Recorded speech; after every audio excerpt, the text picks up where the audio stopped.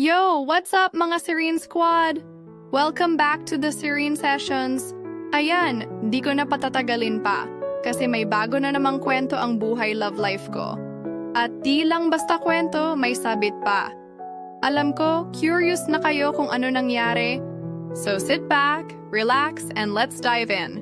Pero bago yan, don't forget to like, subscribe, and hit that bell para lagi kayong updated sa mga ganap dito sa channel. Let's go!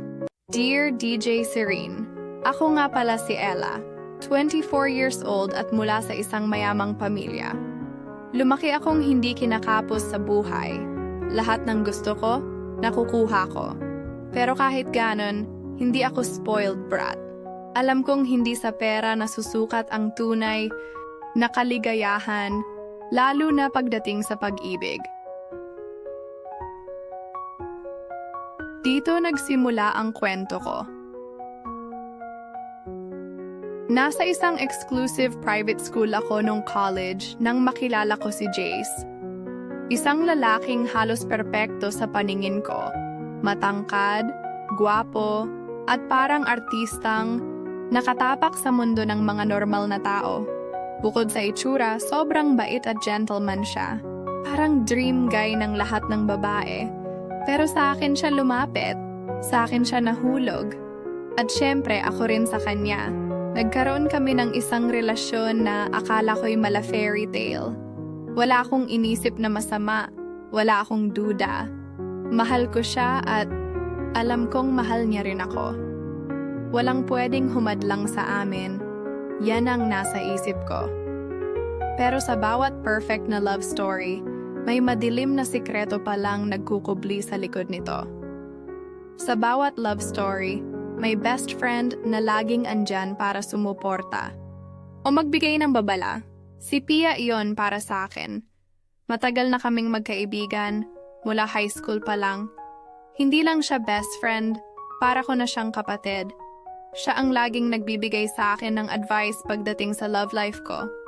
Nung una, tuwang-tuwa siya para sa akin nang maging kami ni Jace. Sabi niya, finally raw ay may lalaking hindi lang gwapo kundi mukhang seryoso rin sa akin.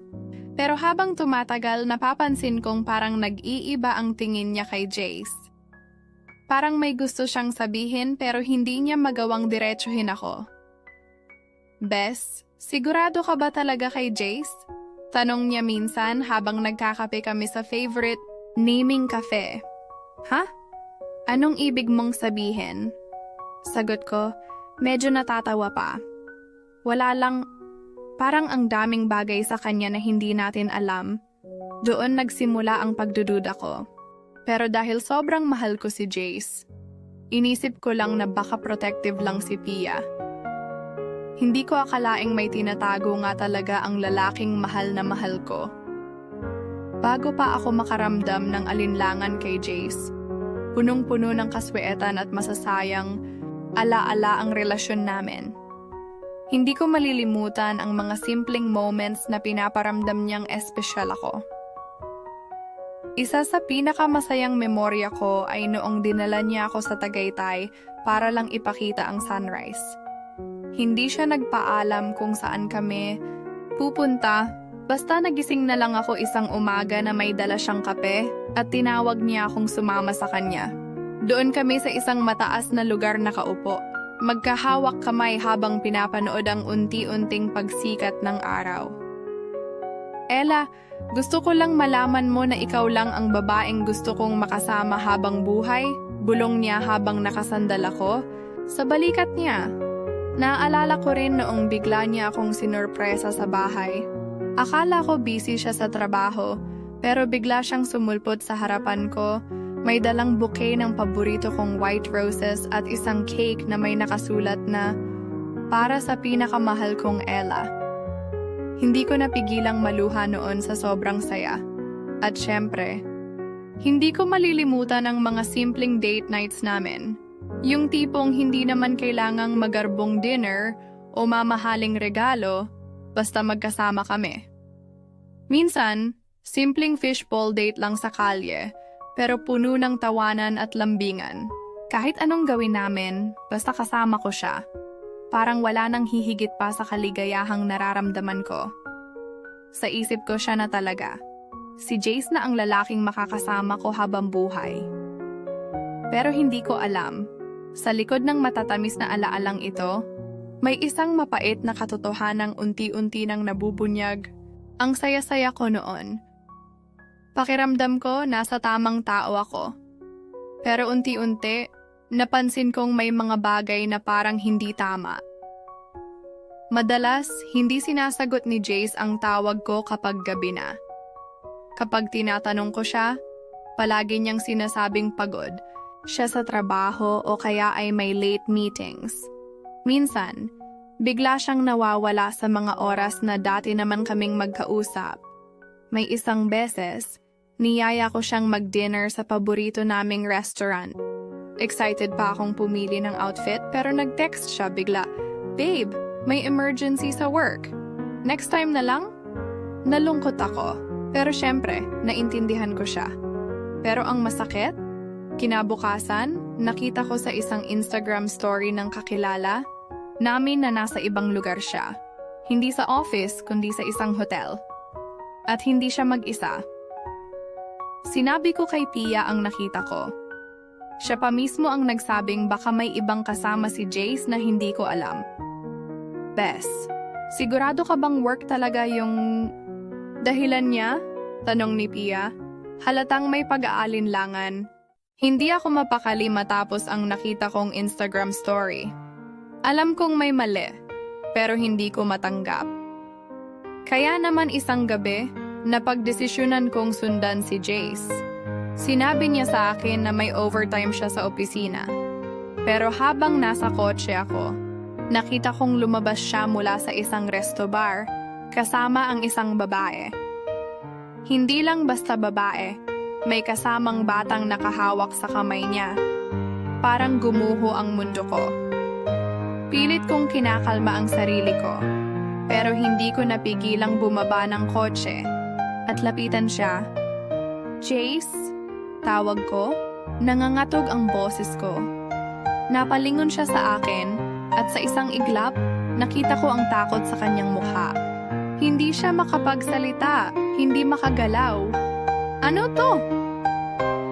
Halos pasigaw kong tanong. Tumingin siya sa babaeng kasama niya.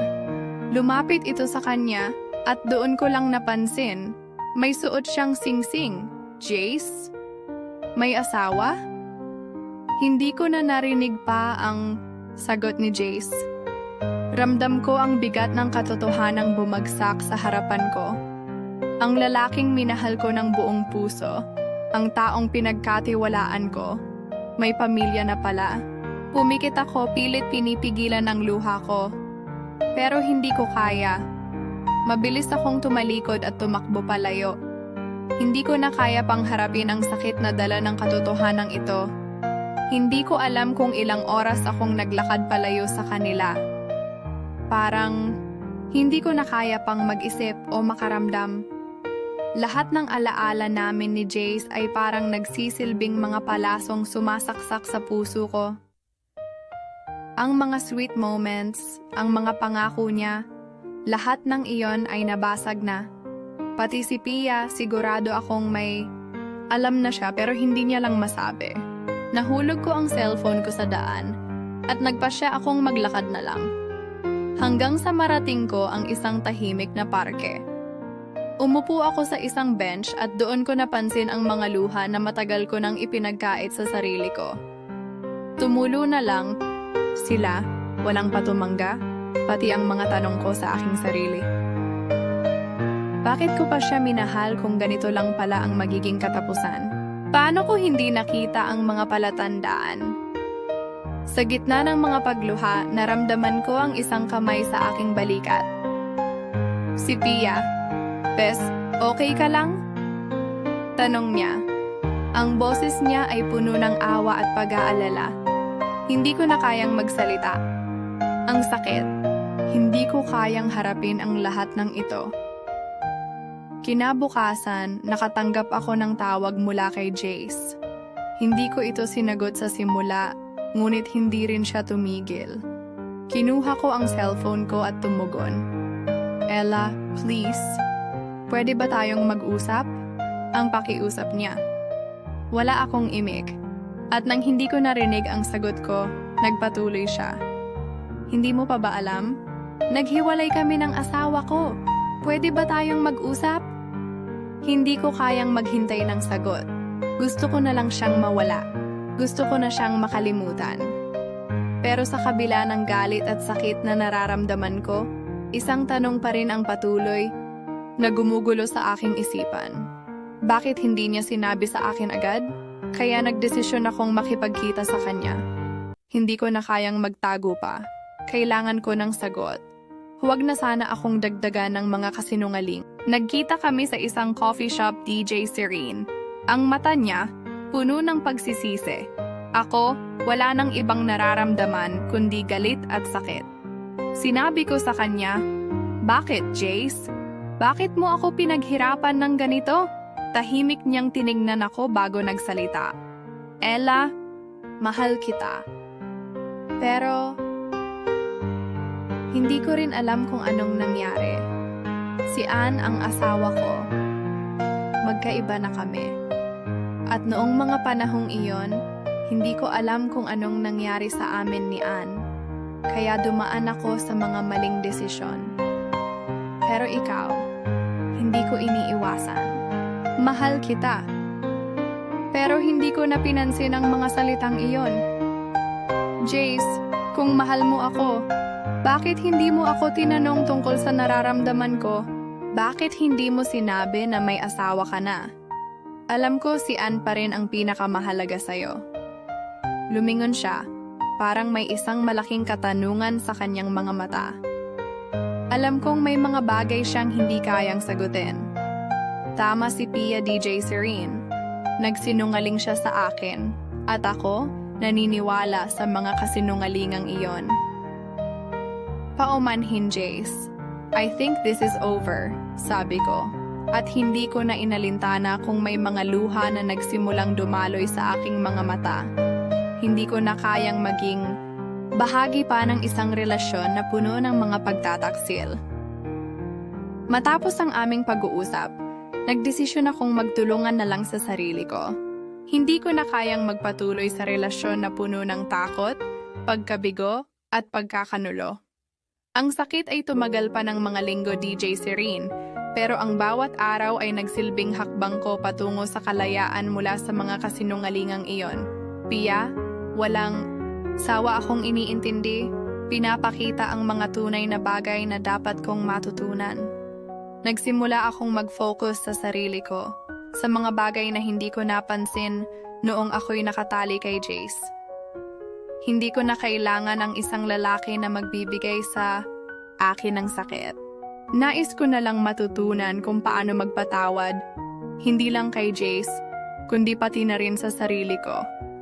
At sa huli, natutunan ko na ang tunay na kaligayahan ay hindi nakatago sa mga relasyon, kundi sa kakayahan kong tanggapin ang aking sarili at magpatuloy. Sa mga sumunod na buwan, nagsimula akong maglakbay, mag-aral, at makahanap ng bagong mga pagkakataon. Nagpatuloy ang buhay ko sa ibang paraan, at natutunan kong pahalagahan ang mga maliliit na bagay. Hindi ko pa rin alam kung anong mangyayari sa hinaharap, pero natutunan ko na ang bawat pagsubok ay nagdadala ng mga bagong aral. Basta't ang pinakamahalaga, natutunan ko na sa huli ako lang ang makakapagbigay ng tunay na saya at pagmamahal sa sarili ko. At sa mga sandaling iyon, naramdaman ko ang serenity. Salamat sa oras at pagkakataon para makapagkwento tungkol sa karanasan ko. Paalam, hanggang sa muli.